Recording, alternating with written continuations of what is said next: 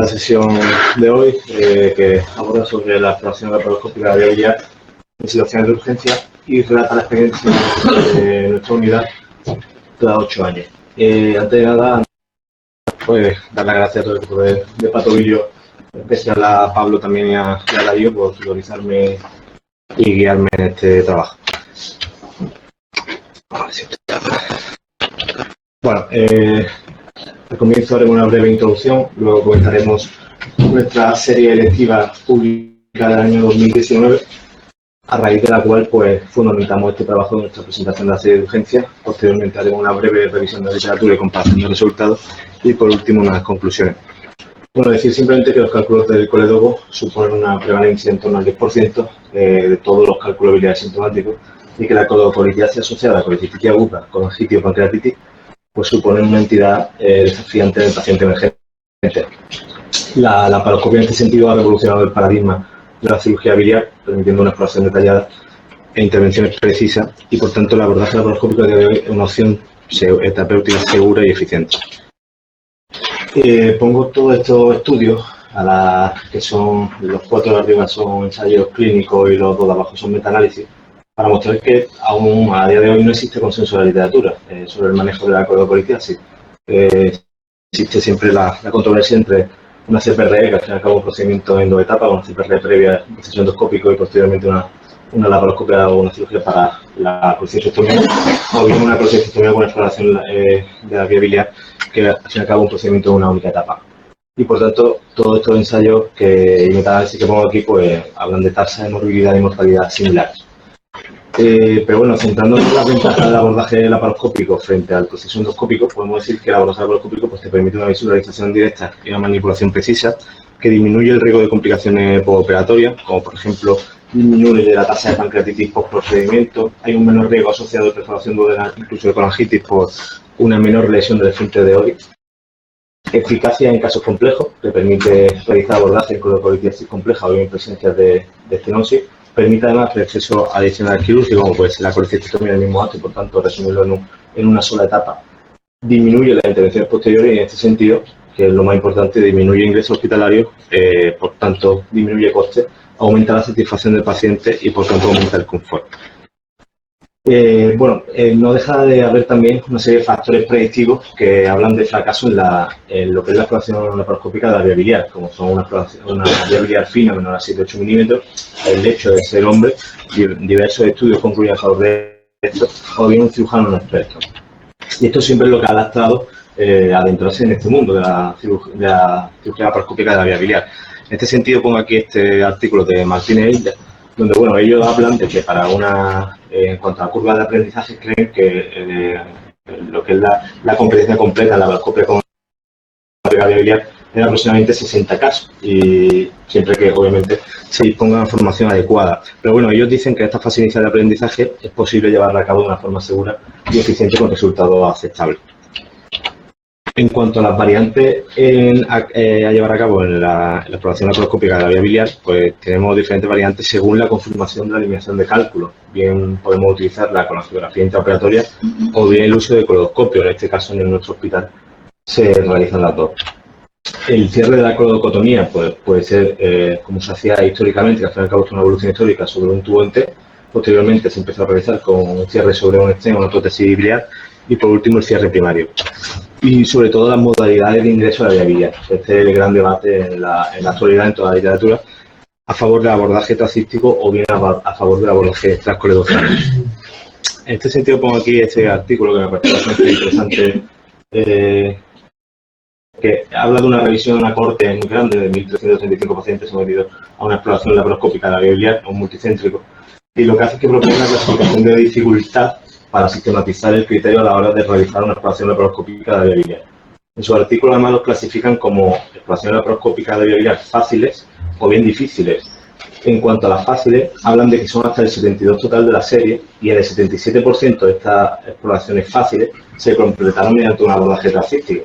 Sin embargo, las que consideraron difíciles fueron el 28% y de este 28%, un 62,3% fueron realizadas con un abordaje transcoledociano. Aquí ya vemos cómo para las difíciles predomina lo que es el abordaje transcoledociano, sin embargo para las fáciles se hace por el abordaje trascístico.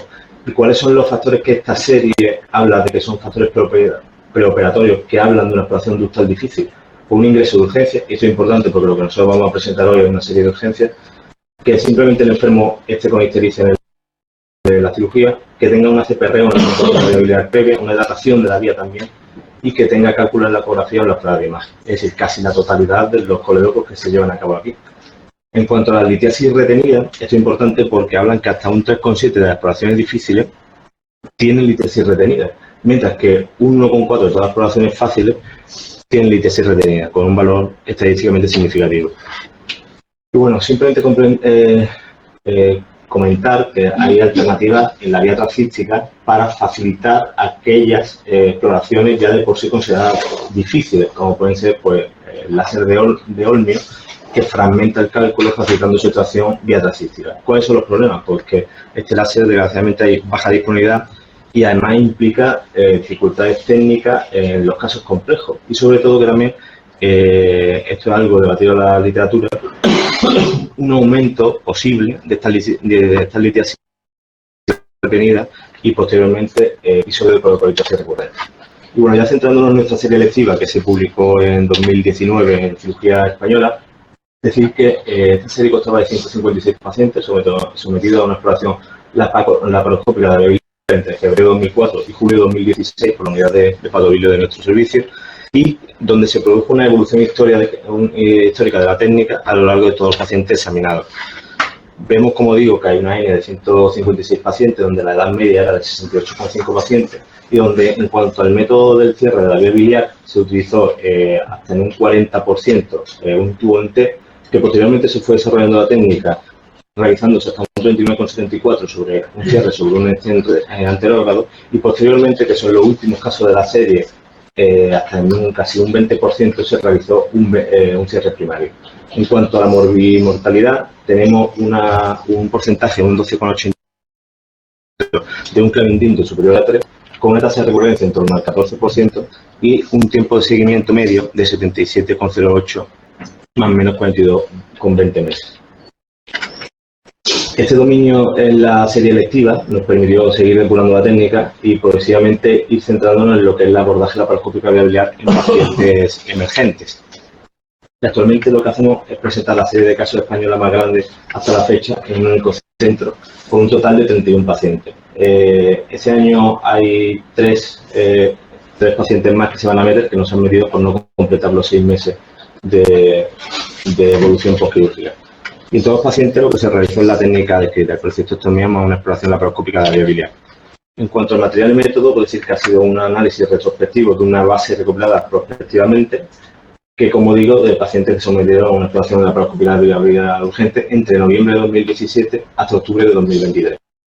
Hemos realizado el análisis estadístico con SPSS, se ha aceptado una significación estadística con una P inferior a 0,05, y las variables cuantitativas la hemos expresado como una media en el rango, mientras que las cualitativas la hemos expresado con frecuencia absoluta y porcentaje. Es decir, hemos dado una muestra no paramétrica, pese a que supera los 30 pacientes, le hemos considerado una muestra pequeña.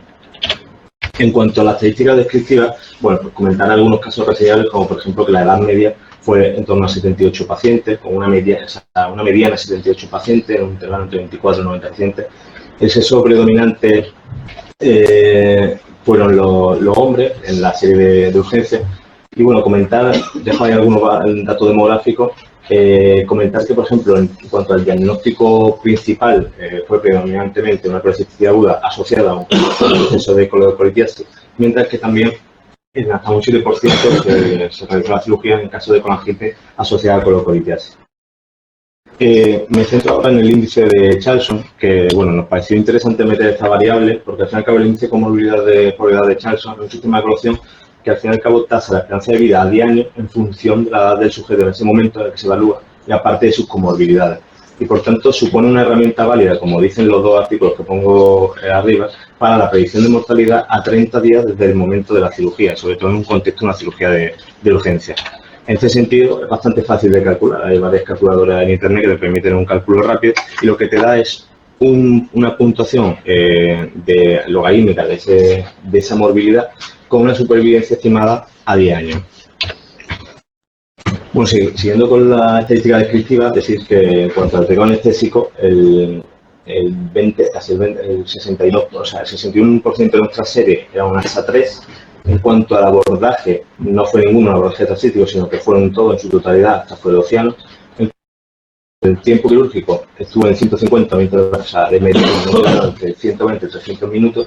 En cuanto a colangiografía intraoperatoria, se ha realizado en 6 pacientes, siendo un 19,4% de la muestra. Y bueno, aquí también detallamos, porque se hace en la literatura, el número de piedras extraídas, siendo predominante encontrar solo una piedra con hasta un 51,61%, mientras que, como vemos, también fue predominante encontrar multitud de piedras, siendo hasta un 35%.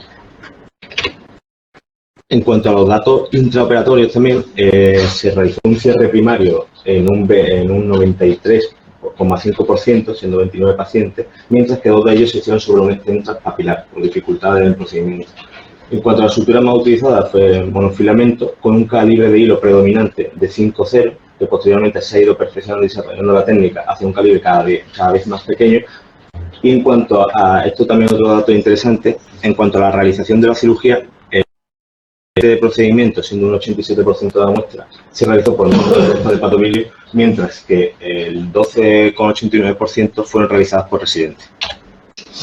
En cuanto a los datos postoperatorios, pues solo 2 pacientes, suponiendo un 6,5%, tuvieron complicaciones en el plan individuo superior a 3. Y detallo que hay una complicación, plan individuo grado 5, pero es de una paciente que entró con un shock séptico, con un pronóstico de infarto a su entrada en quirófano y que además acaba falleciendo 72 horas más tarde. Es decir, que si somos realmente estrictos no deberíamos meterle. En cuanto a los datos postoperatorios, decir que se produjo hasta en 4 pacientes fístulas biliares, siendo casi un 13%, pero solo 2 de ellas, siendo un 6,5%, son superiores a un grado B o C. En cuanto a un ingreso en UCI, solo 7 precisaron ingreso en UCI, siendo un 23%. La estancia media fue de una mediana de 4 días. Y solo un caso con una litiasis residual, siendo un 3,2% de la muestra, sin ningún caso de litiasis recurrente. Hay un caso también de una estenosis biliar postoperatoria, una estenosis benigna, que además es el mismo caso de la estenosis residual. Esto es un caso donde se realiza un cierre sobre un estrés transpapilar y, por tanto, cuando se retira por parte del digestivo con una CPRB, se ve una litiasis residual pequeña que se extrae con una pequeña estenosis de la vía. El seguimiento promedio pues, fue de 33 meses de mediano. Y bueno, centrándonos en esto, hemos considerado poner este artículo que habla en la literatura sobre la diferencia entre la litiasis retenida o recurrente, que es bastante controversial. Entonces, nosotros hemos definido colocolitiasis retenida, o sea, litiasis retenida como colocolitiasis inadvertida durante la cirugía y en los primeros 6 meses postoperatorios, como es nuestro caso que acabamos de presentar. Y litiasis recurrente hemos considerado aquellas que ocurren a partir de los 6 meses después de la cirugía. Hemos sacado también una estadística inferencial. Nos tenemos que centrar simplemente en este recuadro rojo, donde hemos comparado el índice de Charlson en nuestros pacientes con la posibilidad de manifestar una complicación grave. En este caso, como veis, no se demuestra una asociación estadísticamente significativa entre tener un índice de Charlson elevado y tener una complicación grave, que hemos dado como un plan individual superior a 3. Aquí lo que hemos cruzado es la edad de los pacientes con complicaciones graves, donde también podéis observar que no se demuestra una asociación estadísticamente significativa, aunque es cierto que está cercano al 0,05 y por tanto sí existe una tendencia. Por tanto, creemos que si aumentamos la N, posiblemente encontramos una asociación estadísticamente significativa. Y por último, algo que nos ha resultado tremendamente interesante es la relación residente complicación grave, es decir, cirugías realizadas por residentes, no se demuestra una asociación estadísticamente significativa entre realizar una cirugía realizada por los residentes y tener una complicación grave. En cuanto a la comparación de resultados entre nuestra serie electiva publicada en 2019 y nuestra serie emergente de la actualidad, pues vemos que en el número de pacientes obviamente estamos todavía cortos, que no se puede comparar, pero que la media de años sube hasta 10 años en la mediana. En cuanto al método de cierre, vemos que hemos ido perfeccionando la técnica, haciendo ya hasta un 94% de cierre primario en la serie electiva frente al casi el 20% que se hizo en la serie electiva. En cuanto a las complicaciones Flaminguindo, vemos que, sin embargo, que este perfeccionamiento de la técnica ha ido posibilitando una comorbilidad menor, teniendo solo un 6,5% de pacientes con una comorbilidad grave, también yendo mayor a 3. En cuanto a la recurrencia, también vemos que es del 0% frente al 14% de la serie electiva. Y en cuanto al seguimiento promedio, bueno, pues vemos que ha sido 33 meses frente a 77. Y bueno, finalmente, y esto de forma breve, hemos hecho una pequeña revisión de la literatura, porque no con lo que nosotros publicamos en 2019, sino también con lo que dice la literatura.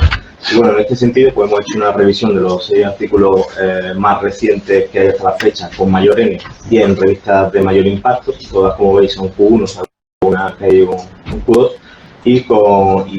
Realmente nos vamos a centrar en estos 2 artículos, el de Martínez Isla y en el de Al-Azhar, que son aquellas series donde especifican que hacen un abordaje no solo tracístico, sino también trascoledociano, y por tanto nos tenemos que comparar a ellas.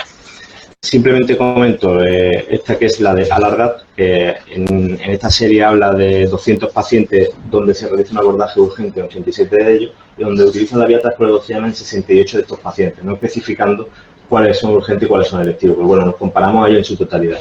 Todos los casos que sugerían cálculos de 10 milímetros en esta serie, o bien muchos cálculos, se hicieron directamente por una viabilidad trascoledociana, es decir, saltaron la vía. Sus resultados, al fin y al cabo, comparados con los nuestros, están todos favorables hacia nuestras series, algunos de ellos que lo comento ahora. En cuanto a la tasa de éxito, ellos hablan de que hay un 88% de tasa de éxito en su serie, hablando como tasa de éxito de aquellas cirugías donde no hay posteriormente litiasis retenida. En nuestra serie, sin embargo, solo teníamos una litiasis retenida, por tanto, hablamos de una tasa de éxito del 97%. En cuanto a su tasa de litiasis residual, por tanto, mejor porque tiene 2,20 frente a nuestra serie de 3,2, pero motivada por la N que tenemos, no por otra cosa. En cuanto a la litiasis recurrente, nosotros no tenemos ninguna frente a su 3,8%. Nosotros realizamos hasta un 93,5% cierre primario frente a su 25%. En cuanto a las tasas de conversión a cirugía abierta, en nuestro caso no se hizo ninguna frente a su 29%. Su tiempo operatorio fue de aproximadamente unos 84 minutos más. En cuanto a su estancia hospitalaria, pues fue similar, pero bueno, la nuestra con uno de mediana menos. Y bueno, finalmente lo comparamos con este artículo de Martínez Isla, que al fin y al cabo es la serie con más pacientes en la literatura hasta la fecha, donde se realizó un abordaje trascístico en hasta 174 pacientes y un abordaje trascoledociano en 242 pacientes. Lo he dividido aquí en su serie coledociana, su serie trascística y nuestra serie. Entonces, primero nos vamos a comparar a la serie coledociana, donde vemos que ellos tienen un cierre primario solo en un 20,66% frente a nuestro 93,5%. Ellos, sin embargo, realizan un cierre con tubo T o sobre STEM en un 75% frente a nuestro 6,5%. Su tasa de éxito está en el 93,5% frente a nuestro 97%. Tiene una tasa de conversión a cirugía abierta mayor, una estancia hospitalaria similar, aunque un día de mediana más. En cuanto a su tasa de complicaciones, es algo superior, similar, pero bueno, está en un 7%, en un 6,5%. Y su tasa de fuga biliar es algo mayor, pero entendemos también que es por la N, porque son solo 2 casos. Finalmente lo comparamos a su serie trascística, donde vemos, que esto nos ha parecido curioso, que pese a venderlo bien, su tasa de éxito en cuanto a la eliminación de piedra es bastante baja respecto a la serie trascoledociana, siendo un 83% frente a nuestro 97%, y que su tasa de fuga biliar, pues no está, o sea, que la tasa de fuga biliar no está exenta y por tanto alcanza hasta un 1,10 en una serie bastante grande, con 174 pacientes, a pesar de que es la vía teóricamente menos dañina. Y bueno, simplemente comentar una serie de conclusiones de que la vía trascística pues, presenta mejores resultados en la literatura, con menores tasas de fuga biliares y por tanto menor comorbilidad asociada. Sin embargo, pues, su uso está bastante limitado según situaciones de urgencia, la cantidad de cálculos, el tamaño de estos cálculos, el diámetro del conducto cístico biliar, la dificultad anatómica añadida, que pueden encontrar tus milímetros hepáticos, que quizás son los más difíciles de abordar con un abordaje trascístico, y que bueno, que nuestros resultados avalan el uso de la exploración laparoscópica de viabilidad en situaciones de emergencia. Y la exploración laparoscópica por una vía trascoledociana ha demostrado ser un procedimiento seguro, eficaz y por ende demostrar una baja tasa de mortalidad y complicaciones asociadas. Pues nuestros resultados son similares a nuestra propia serie electiva y además con respecto a la literatura, y que debemos considerar este enfoque como una opción de primera línea del paciente urgente con colitis. Nada, muchas gracias.